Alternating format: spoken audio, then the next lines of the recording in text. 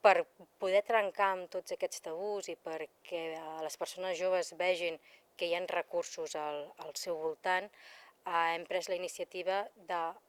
que el servei vagi a buscar a les persones joves.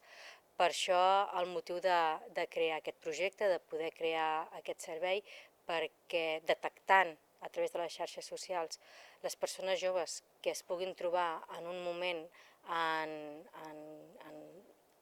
amb estat angoixant, amb estrès, amb principis o no, o ja dins d'una depressió, etc.,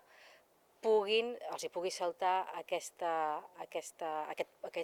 projecte, els hi pugui saltar aquest servei i que en puguin fer ús.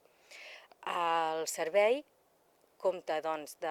que tan sols amb un clic a través de les xarxes socials, a través d'Instagram, es podrà accedir a aquest servei que se'n diu Obrofil,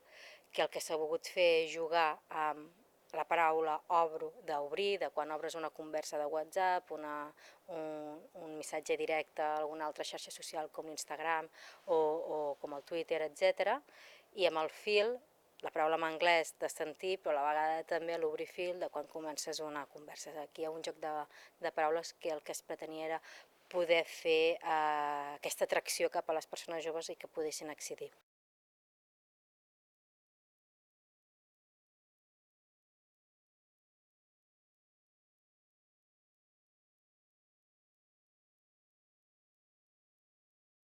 Aquest projecte es tracta d'un pilotatge, d'una prova pilot, perquè la nostra voluntat ara és conèixer si aquest servei funciona entre el col·lectiu de les persones joves, si aquest servei de que anem a buscar a les persones joves per poder oferir aquesta atenció i aquest assessorament ens és útil, i després passarà als seus processos d'avaluació per tal de decidir si aquest pilotatge es manté com a servei